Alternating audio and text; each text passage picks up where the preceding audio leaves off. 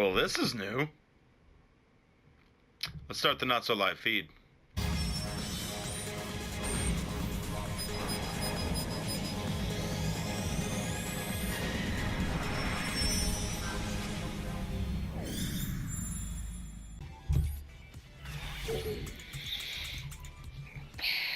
Hey everybody, it is Saturday. We'll go with the 12th. I don't know. The days tend to blur together.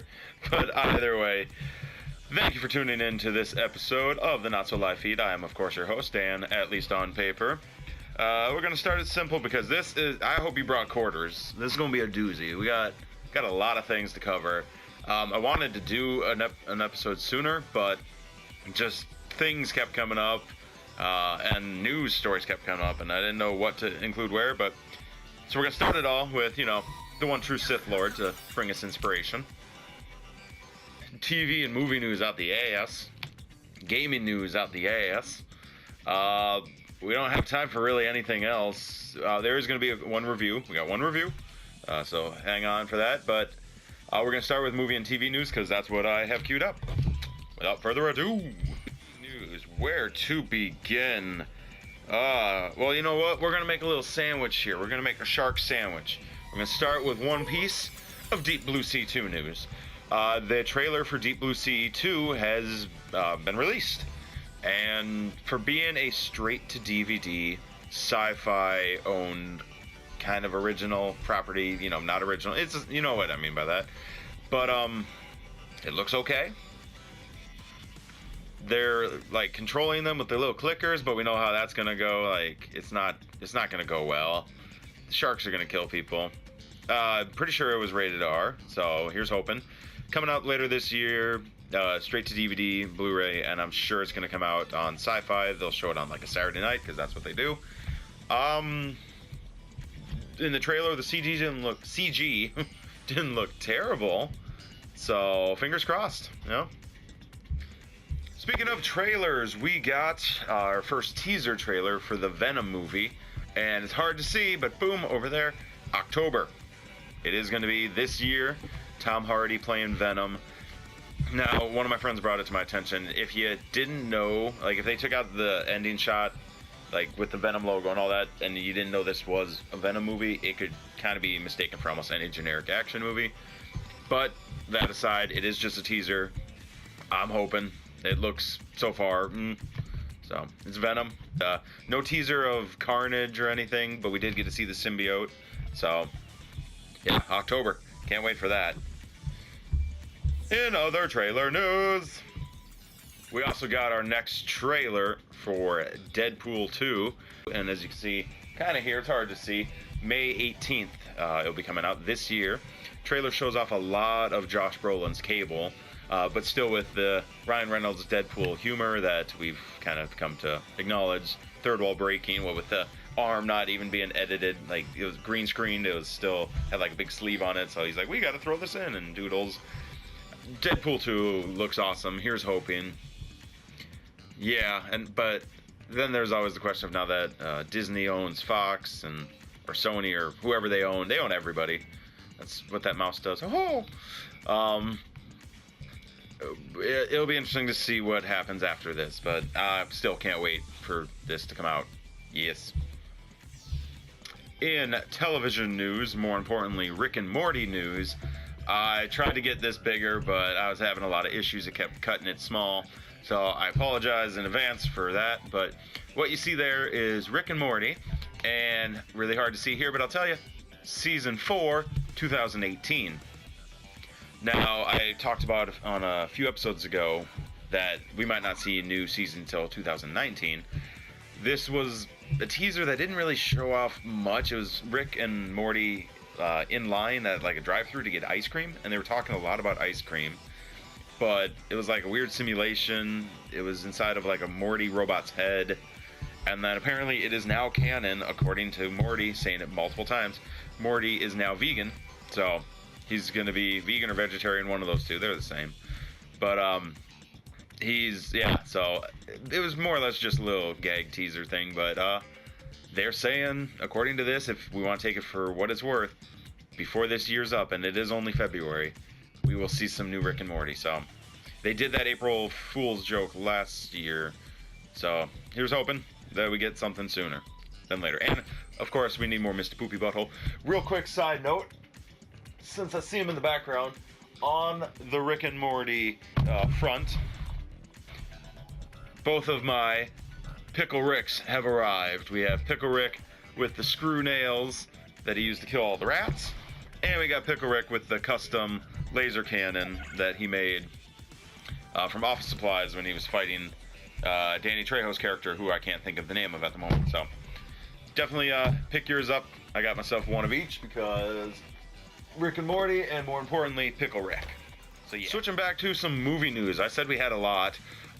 This has been shown. That, if you don't know what it is a little teaser picture for Don't Breathe 2. We don't know much about it storyline-wise, but apparently it is being made. A sequel to the horror thriller Don't Breathe that had Stephen Lang playing a blind guy that people are trying to rob, and apparently there's other stuff going on. There's a big thing at the end, like not even the very end, but like what he's up to in his basement and with the girl tied up. If you haven't seen it, spoiler, he's got a girl tied up that he blames her because she killed his daughter, so he essentially uses a turkey baster to like inseminate her so she can make him a new kid. She doesn't want to like kill him, she just wants the kid, and then he's gonna let her go. But stuff goes wrong, blah blah blah blah. In the end, only one of the 3 people breaking into his house survive with the money that they stole from his safe. He had like hundreds of thousands of dollars, but then she's getting away with like her sister, and then they see on the news, oh, he's not dead. So it's like, it'll be really interesting to see where this goes. It was really good. Yeah. Don't Breathe 2. That's in the works. Something that I just found out about as of yesterday, another reason why I'm kind of glad I didn't get an episode out, because there's just a lot of shit going on. It is being reported that the whole DC universe of movies, they're wanting to do a Joker origin story, which we'll get into that in a second, but more importantly, they are eyeing Joaquin Phoenix as the lead role. Now, nothing against him, the guy is pretty good with his acting range, a lot of the things he's done. My gripe here, and it was discussed last night with a few friends, is you can't really, like, I'm curious where they're gonna go with this, because Joker origin, there's not really a solid one. The Killing Joke kind of had like, maybe this, but like nothing's ever been set in stone as to who he really is. Even when Gotham's got the little kid, but now people are saying like it's not actually the Joker, that the Joker's more of an idea. So it'll be very interesting to see where they're going to go with this, if this is in any way going to reflect anything we've seen so far with Jared Leto and Suicide Squad, all that. But it is an early talk, so Joaquin Phoenix as the Joker, what do you think? I don't know.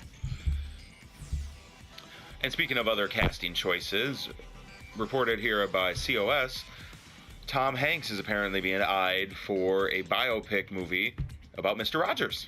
So, honestly, like, I don't think I could think of a better casting choice other than the man himself, but obviously he's no longer with us. He did the Captain Sully one, he did the one recently about the Post, where he's, like, I don't know, props. I want to see Tom Hanks wearing that sweater and changing the shoes. So, looking forward to that. We're getting there. We got 2 more left. We got our first still, and it cut his face a little bit, so I apologize. But again, I was having some issues with cropping today. We're getting better at an editor style that's going to fix that problem, but I'm hammering this out quick just to get it out. But this was our first still on set for the new Holmes and Sherlock movie coming out, starring, reuniting Will Ferrell and John C. Reilly. I can't wait for this. Talladega Nights was awesome. Step Brothers was so funny. Their take on Holmes and Sherlock, I talked about it many episodes ago that it was being worked on, but now we got our first actual set still of it. There's a few others out, nothing too, they're all very similar, but definitely check it out. Can't wait for this movie. Can't wait for a trailer to see what they're gonna bring to this property. Stranger Things star Millie Bobby Brown, also known as Eleven, also known as Jane, is going to be getting her first major leading role, playing Sherlock Holmes' sister. Now, we don't know too much about this project, but this was just announced fairly recently, so seen there obviously on Nerdist. We'll give them some props. Yeah, she's really awesome in Stranger Things, and this is definitely a chance for her to shine as something other than Eleven. But on that note, we're still looking forward to Stranger Things Season 3. Alright. I said I was going to end the little movie and TV news with a shark sandwich. We had Deep Blue Sea on the bottom. We're going to put a piece of bread on top. We're going to call it 48 meters down. That's right, 48 meters. It has been announced that they are working on a sequel now to 47 meters down. The shark thriller with the two girls that go in the shark cage, cable snaps up. Now they're 47 meters down with a bunch of hungry-ass sharks swimming around them. Really, really good movie. I know I've talked about it multiple times when I cover shark movie news for Meg and whatnot. That and The Shallows were really good. But now they're talking they're going to do 48 meters down. And the early synopsis is it's going to be a bunch of like young people going cave diving in like Costa Rica or somewhere. I don't know exactly. But they're going to get trapped down in some cave. So, and there's going to be some angry, hungry sharks. And they're promising blood. So, this will be something. As long as it's not just trying to be a quick cash grab, yeah. I hope it's going to be good. I do. We'll see. It's going to do it for movie news. That was a lot of movie and TV news. But we're going to have to dive right into gaming news. So that's a thing that's about to happen. All right. Hope you still got some quarters because we got a lot of gaming news. We got a few articles and we're going to dive right in saying, hey, maybe I got what I asked for. Maybe a wish is coming true, you know? According to some, and this is not the best picture in the world, it's hard to tell what's going on, look at it closely. These are apparently some reported patent schematics filings by Sony. This is just one concept of many, but it seems that Sony is listening and they want to update the Move controller. They want to, I know it's close by, there it is. They want to update this for VR. Now, I do find it interesting that when PSVR came out, this is what they went with. These had already been out, they've been established for the PlayStation Move, and they do what they need to do. They're fairly responsive, they track it by this orb, but the one thing I've griped about is we got this big button here, that's cool and all. It'd be awesome if it was an analog. And according to some of these possible concepts of what they're working on, that might be happening. So I would love to see Sony, I would gladly spend like another, $50 if I had to get one of these with an analog if games would support it properly. So the teleporting thing is fun and all, but full motion, like I've said it before, full motion movement in a game like Skyrim when you're battling sword shield would be awesome. I don't want it's just that plus there's still talk that they might be doing like extra sensors to put behind you, and I would gladly put a couple of those up with the one in the front, and yeah, this might get pricey. We'll see, but early concepts, possible analog. Gotta look forward to that. Our no shit article for the week. Guess what got delayed? Red Dead Redemption 2. You come on, it's Rockstar. When do they stick to any dates that people think? Reportedly now, Red Dead Redemption 2, which we've already had a trailer drop for, will be coming out October of this year. So they could delay it for another year. People are still going to buy it. That's like, yeah, it's what it is. Nintendo news for the week. Well, Microsoft started it. Sony eventually adapted it, and now after being free, it seems like Nintendo's diving into the paid subscription plan. Being pushed back from 2017. Apparently, it's going to be coming to the Switch this September, and it's their version of essentially Xbox Live and the PlayStation Network. Reading here, the service is going to cost $3.99 a month, or you can get a full year for $20, so it is way cheaper, because PlayStation Plus currently runs at $17.99 a month. I think it's $60 for a year. Xbox Live, I don't know their monthly. I think it's similar, like $15-20, and Xbox Live is, I think, $60 a year as well. I think they're both the same. But seeing Nintendo dive into this, I don't know, it's kind of, I guess we kind of suspected it, like, sooner or later. Now, we do know Xbox Live does games with gold, PlayStation Plus does their free games every month, but it's only going to be $20 a month rather than the normal, well, I guess normal 60 that the other two are running at. It's not staying free, so if you want to play online on the Nintendo Switch, as of this September, you got some time, get ready to pay for it. Speaking of weird things and decisions, EA is in the news again. Yeah. It appears Microsoft is wanting to buy EA as well as a few other properties. Now, whether or not this actually goes through is unknown, and there's just a big variable in this where EA is one of the most...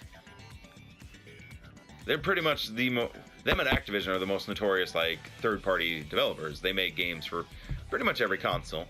And if Microsoft owned them, the theory would be, well, do they want to license out to the other two consoles, the other two competitors, or do they keep it all to themselves? And then at that point, is it worth it? People hate EA for certain reasons. They love them for other reasons. You know, we get our Mass Effect. We get other games. But we also get, like, just crappy decisions with loot boxes and all sorts of other weird things. So, I don't know. It's a very interesting thing that's developing. So, we'll have to see what comes of it. That was weird. It was a flush. But, yeah. I don't know. EA, I have a feeling they're going to stay independent. But you never know with these developers. It's all about money in the long run. They just have to factor, is it worth the price of being bought to lose potential, that, or would that overweigh the potential they can make from developing on other systems as well? But if you only are developing for one system, now are your costs going to be less because you don't have to worry about the other two? So, and are they still going to develop on PC? So, I don't know. Us off for the week of gaming news. We have two little pictures here. One of them you might recognize. The other is just more of a description. But Ubisoft has announced the Far Cry 5, I had to think of a number there, Season Pass and what it's going to entail. They've said it's going to have 3 big expansions. One of them is going to be zombies. You already got my attention. It's an open world first-person shooter and you're going to throw zombies into it. One of them is going to be kind of old-timey Vietnam stuff, like old school war. Okay, it'll be interesting to see how that's incorporated. And the third one is going to space. So it seems like they're taking a really weird Saints Row direction where it's like they're just doing what they want to do. But hey, that hasn't hurt. So, but one other thing, you know, there's this picture over here we got to talk about is the Season Pass is also going to include early access to Far Cry 3 being re-released for the PS4 and the Xbox One. So obviously we got Vaz Montiago there. You know, because of him, we know the definition of insanity. The game, they announced Far Cry 3 Remastered is going to be coming out later this year, but part of the Season Pass, you'll get early access to it. And yeah, Vaz is like, oh, he's just so good. And to see, if you hadn't seen it, here's another little spoiler. We'll throw that maybe not. The actor who plays him is, and I can't think of his name, and I'm sorry about that, is in Spider-Man Homecoming at the very end, in one of the after credit scenes. And when I saw that, when it took my brain like a moment to be like, wait a minute, that's fucking Vaz. So yeah, I'm hoping he's going to be involved in future Spider-Man projects as well. But yeah. Side note on that, I know I don't think I can get a show anymore where I don't bring up something from the PlayStation experience. I think that's just how it is now. But I actually got to play Far Cry 5. That was one of the few games I was able to wait in line for like a normal person instead of having to register on some stupid app. And actually got the chance to play a good 10 minutes or so of Far Cry 5. So they had... These are the only two pictures I have showing off the Far Cry 5 booth. It was set up like a kind of big bar. Yeah, it was fun. I think I might have to upgrade to the deluxe edition because it's $100, and then it comes with the season pass, so, and some extra goodies. So, might have to do that today. We'll see. It's gonna do it for my gaming news. Thank you for sitting along with me this long. I know I've had a lot of little articles to talk about this week, but I do have one review. It's not a Vine review. Sorry, I know. But we do have a review coming up right now of the movie Winchester. Check it out.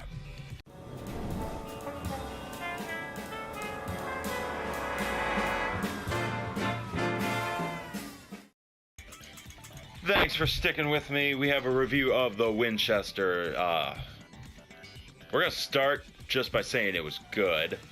It was. Helen Mirren, I think that's how I pronounce her name, playing the widow to the Winchester, the guy who made the guns, the family. She's like the current one. But this is not like an action movie about guns. This is a ghost, spooky movie.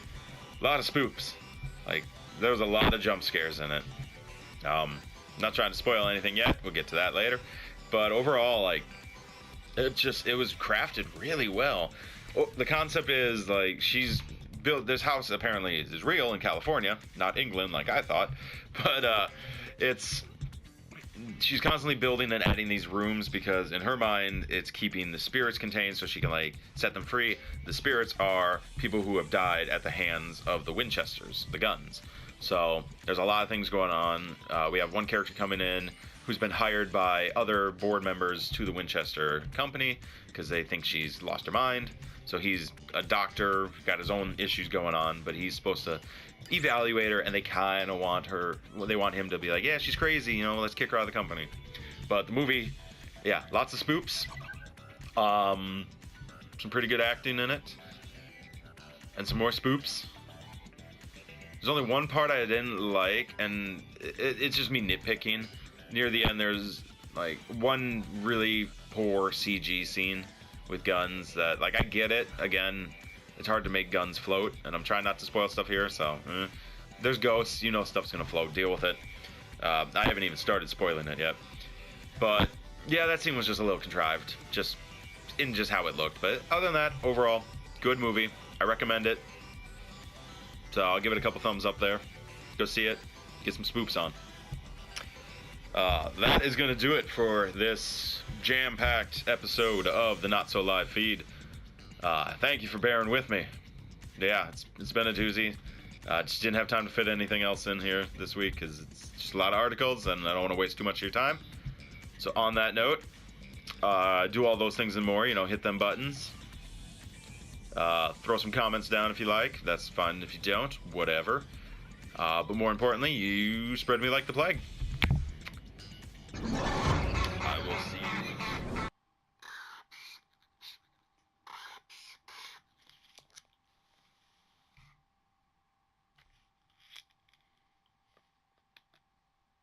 So, spoilers.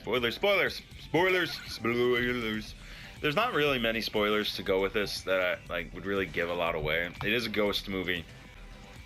There's a ghost who's really powerful because he was part of the Confederates and their muskets couldn't handle the power of the Winchesters, so him and his brothers were gunned down. He went in with a Winchester to a showroom, shot a bunch of people, got gunned down, and so he's like the main villain, main evil spirit. But the whole concept near the end is the doctor, he kept this bullet because it's the bullet that killed him. There's a garden room that he's like, oh, that looks familiar, because she's building the rooms that are replicas of where these people died. And he died for a couple minutes in there because his wife or girlfriend, whatever she was, started kind of hearing voices. He was trying to treat her, and then she was eventually going to kill herself, and he tried to stop her. In the process, he got shot, and then she did kill herself in that room. So her spirit's there in this garden. She kind of helps him, but he kept the bullet casing and refurbished it and reconditioned it that shot him. And because that bullet killed him for 3 minutes or something, that is the thing that can kill the ghost, because he tries shooting him with regular bullets, but then it's well, this attach put in, bam. So yep,